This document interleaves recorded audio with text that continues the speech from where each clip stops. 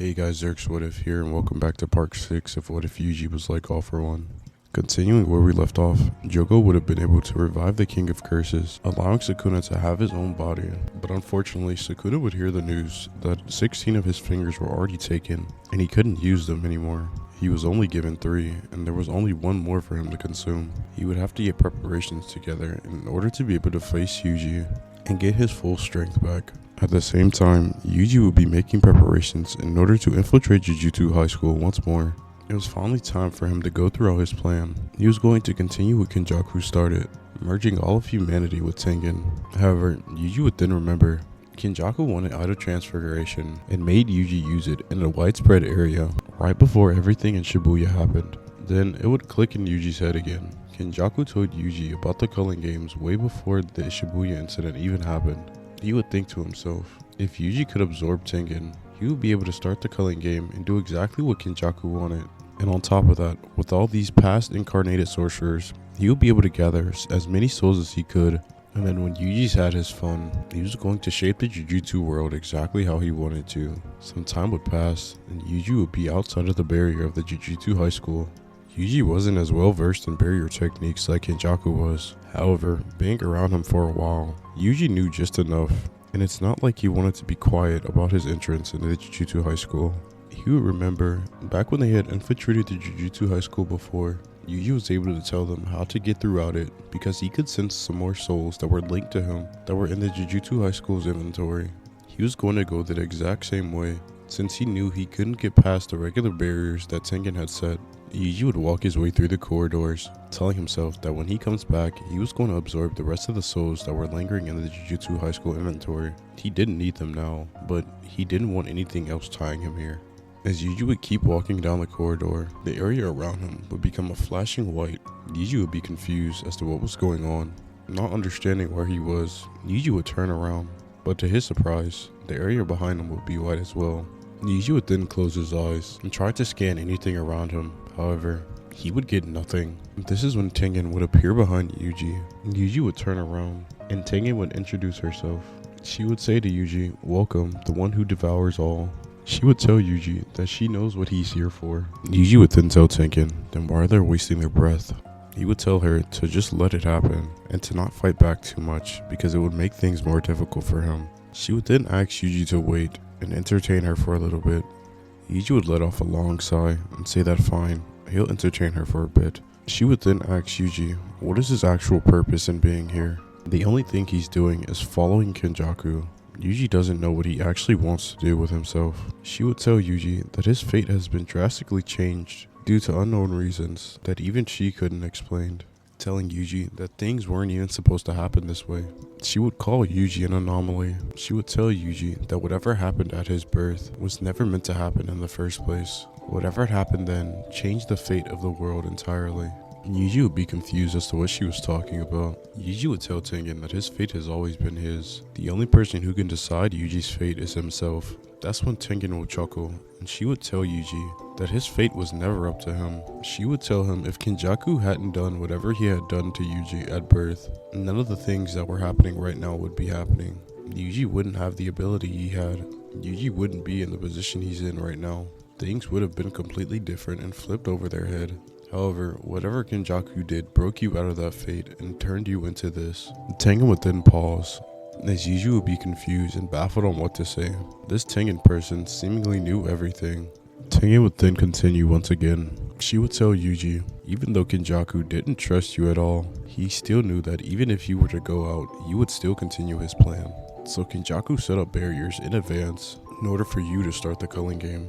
He knew that you would come here in order to cull me and absorb me with cursed spirit manipulation in order to still enact his plan. In a way, Kenjaku still lives on inside of you, as you are simply not your own person. Yuji would just simply stare on in silence. Tengen would continue, Kenjaku's will lives on in you, and that's the only thing you live by. Yuji would then start to get pissed off. He would tell Tengen that Kenjaku is dead, and that's all that matters. Kenjaku doesn't live on in him. Everything that's going to happen in the future is because Yuji wants it to happen. Tengen would interrupt Yuji, saying, if it was really in your will, you wouldn't be doing the exact same things he has laid out for you. She would tell Yuji that he's still Kenjaku's puppet. He's still dancing in the palms of Kenjaku, even while Kenjaku isn't even here anymore. Kenjaku was so confident that Yuji would continue his plan, that even in death and before his death, he laid out things in order for you to continue on what he was doing, even though he didn't trust you at all and knew that you were going to kill him eventually. If you are your own person and you tell me that you have your own will, then tell me, the one who devours all, what is it that you want to do? Yuji would stare at Tengen and tell her, he wants to rule the Jujutsu Society with an iron fist. Anything that has to do with Jujutsu sorcery would be his to begin with. Tengen would laugh and tell Yuji can he actually take on such a burden. She would tell Yuji that there's a lot more to Jujutsu Society than just strength alone. Yuji couldn't understand though. He would tell Tengen that that doesn't make any sense since Sukuna was able to do it all those years ago. Tengen would laugh again and say that this was not the past era anymore. This was the future. This was a new era of Jujutsu sorcery, and that he can't compare something 1,000 years ago to now.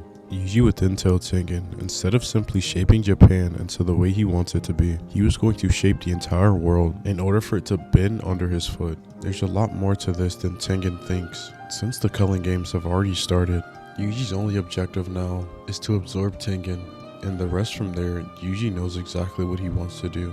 He would tell Tengen they are right, however. He's only following in Kenjaku's footsteps because he's laid out the blueprint for him. There's no shame in taking an easy way when you have one. However, Yuji won't continue with Kenjaku's plan to merge Tengen with humanity. He was going to do something different entirely. He was going to merge Tengen with himself, effectively attempting to become immortal like Tengen is. Therefore, his rule in the Jujutsu world would never come to a close unless he was defeated in battle. He was going to make his conquest worldwide instead of just Japan alone. First, he was going to start in Japan, and then he was going to spread out. And with the years to come, he knows his barrier techniques will only get stronger. Yuji would tell Tengen that there was so much more to learn, and that he wanted to learn everything. Tengen would tell Yuji that she knows that he came with the purpose there to absorb her, but merging himself with her isn't as good of an idea as he thinks it is. Yuji would tell Tengen that she doesn't need to worry about that. His technique will work out the fine details. There isn't a single person in the world beside Yuji himself that knows how his technique works completely. He would begin to explain to Tengen exactly how his technique works. Yuji would tell Tengen that his technique's name is All for One. Yuji, having this technique, is able to see the contours of the soul and the technique that is engraved within that soul.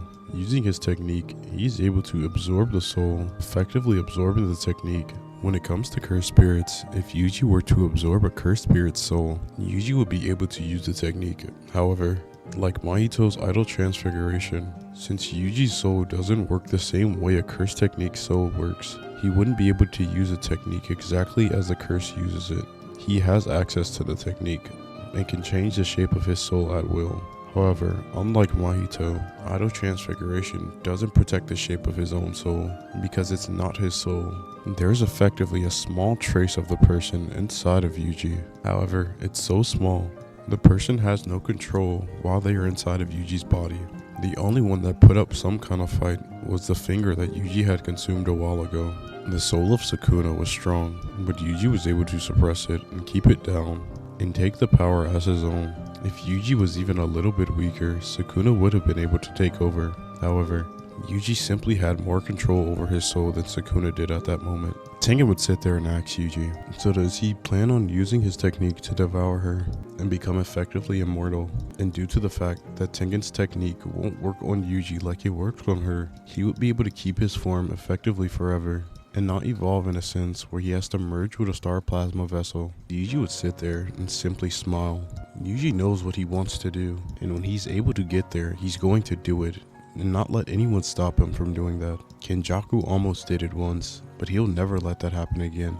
Tengen would then ask Yuji, what does he expect to do against the King of Curses, or when they unseal Satoru Gojo? Yuji would tell Tengen that he doesn't fear the King of Curses not one bit, and Gojo Satoru should be an easier fight the second time around because he still has Maharaga. Gojo wasn't able to defeat Maharaga. He let Maharaga take the initial brunt of the attack, while Yuji took the rest. His only job was to distract Gojo, not kill him. Midway throughout the battle, he figured out he wasn't going to be able to defeat Gojo Satoru. Tengen would be about to speak up once again, but Yuji would put his finger over his mouth, telling her to be quiet. Yuji would say that was enough talking, and that he feels Tengen is simply trying to distract him here. He would tell Tengen while they've been talking, he could feel numerous souls walking around them, so he would tell them to come out. This is when Yuki would step out of one of the barriers that Tengen had placed, introducing herself to Yuji, saying that she heard all about his plan, and that she sees numerous flaws with it. She would tell Yuji, does he actually think he could stand over the Jujutsu Society with an iron fist as he is alone? And then not only does he want to take Jujutsu sorcery outside of Japan, he wants to make it worldwide in order for him to rule with an iron fist. It simply doesn't make sense to her. Yuji would say that he doesn't have to explain anything to her, and that it doesn't matter if she doesn't get it. Everything in this world was meant for Yuji to take. That's why he was given the ability he's been given. So it was either they could stand with her, or die here and become pawns to his plan in order to take over everything. Yuji would then smile and say that he's heard a lot about Yuki. He doesn't know what her technique is exactly, but he's heard plenty. He knows that her technique will make a fine addition to his own. Yuki would then laugh and say that she would rather kill herself than allow Yuji to take her technique. His ideals are way too crazy, and she would rather go down instead of giving him her technique. Yuji would then say even if she were to die, he could take her technique a little bit after her death. As long as it wasn't too long, he would still be able to take it. So either way, she could give up her technique easily, or Yuji would simply kill her and then take her technique. Yuki would then smile and then ask Yuji, does he really think he'll be able to kill her today? Even with all of those techniques at his disposal, she'll be able to beat Yuji with her one technique and show him that he's not superior to anyone. Yuji would lift up his hands and tell her to go ahead and try. Yuki would then summon Garuda and say that she has more than enough strength to do so. She would add mass to Garuda and kick it over towards Yuji, where Yuji would attempt to block it, but to his surprise, the attack would break his arm instantly. Yuji would laugh and say that attack was a lot more powerful than he thought it was going to be, and that he's genuinely surprised. She would tell Yuji not to be surprised so early on into the fight because she has a lot more to show. Yuji would use reverse curse technique, healing his arm instantly. As Yuki would rush forward, Yuki knew that she couldn't allow Yuji to touch her with the palm of his hands. Otherwise, her technique was gone for good, and that would make things even worse than they already were. Garuda would rush back onto Yuki's side as she was rushing in. As she would go in, she would throw a punch at Yuji. Yuji would use idle transfiguration to reinforce his arm, attempting to block the blow. As Yuki would strike, Yuji would be surprised, seeing as the weight behind this attack was even more than Garuda. With his arm being completely blown off, he would understand a little bit of how her technique works. Yuki would then smile and ask Yuji if he was surprised, saying that she's stronger than she looks, isn't she? She would then begin to explain her technique to Yuji, saying that her technique is called Star Rage. It has the ability to add virtual mass to herself and Garuda, making both of their destructive potential exponentially dangerous. Yuji would kiss his teeth, realizing what she had just did. Now that she had just explained her technique to him, it was going to be even stronger, and even more of a hassle for Yuji to deal with. However, at the same time, Yuki knew that even though she did a lot of damage there, she needs to hurry up and finish this fight quickly, because if Yuji got the chance to actually do something and use multiple of his techniques, she would be in a bad position. They would both sigh to themselves and say that it was a pain. As both the two fighters would take their stances, Yuki would attempt to hurry up and rush back in on Yuji. However, before Yuki had the chance to rush in completely, Yuji would have used convergence, firing off a piercing blood attack, as Garuda would have flew in front of the attack, rolling into a ball, attempting to block the attack for Yuki. As the piercing blood would strike onto Garuda, the blood would make contact and make a large explosion, catching Yuki off guard, throwing her off balance. As Yuji would capitalize off the moment, rushing in, he would activate Flowing Red Scale while summoning a small amount of Rapid Escape, imbuing them with gravity techniques. As he would rush forward, he would send them forward as well. As Yuki would just be about to catch herself, she would see a rabbit approaching her quickly. Yuki would send Garuda onto the rabbits, curling Garuda into a ball and punching them into the rabbits. Since Yuki had added mass to Garuda and sent them towards the rabbits, Yuji would be surprised to see that his technique didn't work on Garuda, but that wouldn't stop his initial rush. He would get right in front of Yuki as he would prepare hand-to-hand combat with her. Yuki would smile at Yuji, telling him that she didn't take him to be the hand-to-hand fighter type. She thought he was too scared to do anything and sat in the back while his abilities did all the work. Yuji would laugh and say that people underestimate him because they think he can't fight in hand-to-hand, when really, majority of the time, he simply just wants to have fun. Yuji would throw a kick at Yuki, however, she would deflect it and punch Yuji in the face with her right arm. Yuji would twist around and throw a right jab at Yuki. However, Yuki would catch this, pulling Yuji into her and throwing 2 more quick jabs at his face. This would knock Yuji back a bit, however, Yuki would follow up her combo with a 2-handed palm strike that would send Yuji flying. Yuji would catch himself, however, Yuki was not done with her assault. She would send Garuda onto Yuji, wrapping around him, as she would begin to rush in, and Yuji would smile ear to ear, telling Yuki that this was more like it. Just as Yuki would be about to throw another punch, Yuji would use cleave on Garuda, slicing the Shikigami and breaking himself free. Yuki would have been surprised, as she would have forgotten that Yuji was able to use cleave and dismantle like Sukuna was able to. Just then, Yuji would throw his hands up, sending a dismantle towards Yuki, as it would slice Yuki, but it wouldn't do any major damage. Yuki would get pissed off, asking if Yuji was taking it easy on her. Yuji would only shrug his shoulders and smile even more. She would then tell Yuji that he shouldn't be taking her lightly at all, as without healing herself, she would continue to rush in at Yuji once more. However, Yuji would realize that the weight behind her stomps was even more than before. Yuki would then yell out Garuda, as Yuji would be confused because he thought he sliced the beast in multiple pieces. However, Garuda would then fly over to Yuki's side, as Yuki would grab onto Garuda. Wielding Garuda like a whip, she would then swing Garuda around and whip at Yuji. As she would crack Garuda, the area around Yuji would proceed to be demolished, as Yuji would be absolutely shocked. The weight and power behind that one attack was incredible. Her technique is something Yuji needs now. The force that she possesses is absolutely unfathomable. That much damage from a single strike alone is ridiculous. Yuki would then whip Garuda around again, cracking it at Yuji once more. But instead, this time, with Yuji still being in awe at the attack, it would strike Yuji in the chest, caving his chest in and sending him backwards into the wall of the barrier. Yuji would begin to smile and laugh profusely. He would then tell himself that he needs to get a bit more creative in order to beat this woman. So he would do just that. He was going to force combine his Shikigami using Idol Transfiguration. He would then begin to merge Nue with Great Serpent, Round Deer, and Tiger Funeral. This of course creating Merged Beast Ajito. Summoning the Shikigami, he would then imbue the Shikigami with blood manipulation, allowing it to be able to use Flowing Red Scale Stack. Although this took a lot of cursed energy out of Yuji, the effects behind it was absolutely worth it. Yuji would then begin to smile and ask Yuki, was she ready for round 2? Yuki would be studying up and down what that Shikigami was, but she wasn't going to let it throw her off her game. She would smile and tell Yuji to bring it. He's not so scary after all.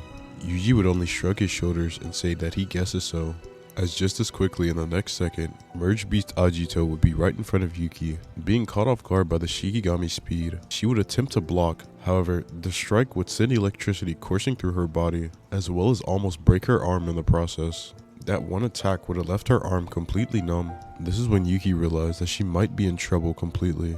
Yuji would then proceed to use Flowing Red Scale Stack on himself. He would rush in at Yuki, as Ajito would do the same as well. Ajito would strike Yuki in her back, sending her flying towards Yuji. With electricity coursing through her body and being sent straight towards Yuji, Yuji would follow up on the attack, striking Yuki in her stomach. With a punch imbued with his explosion technique, he would strike as Yuki would begin to cough up blood. Just then, Yuji would point at Yuki's stomach, as the place that Yuji had last touched would begin to explode, creating even more damage for Yuki. Ajito would then grab onto Yuki's arm, sending electricity coursing throughout her body once more. Yuki wasn't able to think straight at all. She couldn't put anything she wanted to into play, and her entire body was being fried from the inside. Her vision was becoming blurry, and it was extremely hard for her to think. As Yuji would begin to rush in once more, he would then proceed to launch a devastating combo onto Yuki, along with Ajito doing the same thing. With Yuji on one side and Ajito on the other, they would begin to pummel Yuki over and over. Yuji would then finish off the combo with a punch towards Yuki's gut again. However, this time, he would use Idol Transfiguration, turning his hand into a blade, piercing straight through it. He would then begin to grab onto Yuki's neck and say, "This is what happens when I don't take it easy. The fights just end too quickly and I can't have any fun at all." He would then tell Yuki not to put up any more of a fight and to simply give him her technique. However, Yuki would then call onto Garuda again, as she would add mass onto Garuda, sending it towards Yuji. However, Yuji would then use Idol Transfiguration on his other hand, overlapping armor and flesh in order to cushion the blow, as he would catch Garuda and tell Yuki that was enough. Yuji would then use his innate technique onto Yuki, stripping her of Star Rage and taking the technique for himself. Yuji would then begin to smile. With another technique this powerful under his arsenal, he would be absolutely unstoppable. His next move now was to find out where Tengen was actually hiding. In the beginning of the fight, when he could feel Yuki, he could feel another soul nearby, so he knew that had to be Tengen. He was going to strip down these barriers. Even if it took him a week to do so, he was going to strip them down and find out where Tengen was. He may have not been well versed in barrier techniques as Kenjaku was, however, Yuji knew just enough. Eventually, by using his innate technique, plus what he knew of barrier techniques, he was able to find the true form of Tengen. With Tengen asking Yuji once more, is this really what he wants to do? She would tell Yuji that he's still following in the shoes of Kenjaku, that he's still dancing in the palm of Kenjaku's hand. She would tell Yuji that he needs to wake up. He needs to understand that some things are just not meant to happen. She would tell Yuji that when his entire worldview comes crashing down back onto him, he's going to regret everything that he's ever done. Trying to rule the world with an iron fist isn't going to go the way that he wanted. Something or someone will intervene and stop him eventually. That is simply how the world of Jujutsu works. There will always be balance in the world, and you can't do anything to stop it, Yuji. Yuji would have a straight face and tell Tengen to shut up.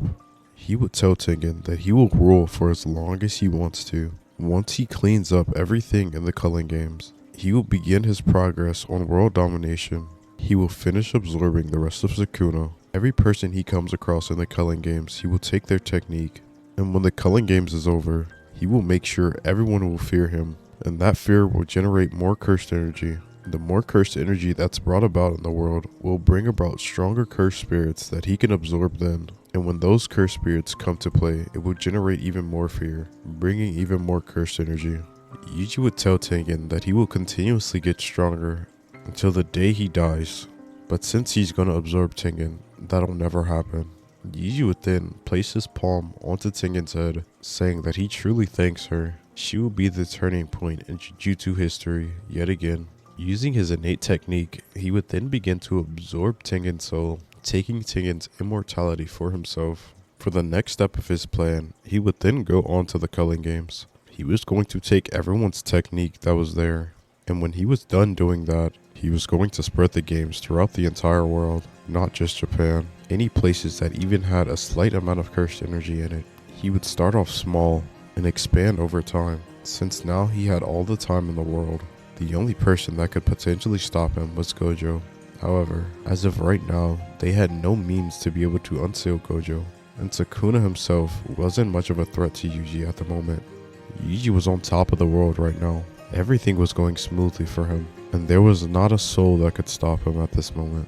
However, at this current moment, word was being spread about Yuji, how he was able to kill Tengen, and there was not a Jujutsu sorcerer currently who had not heard of him. Being able to seal Gojo and technically be a second Sukuna would begin to spread more fear than ever. Unbeknownst to Yuji, his plan was already working. Fear. That was the only thing he wanted.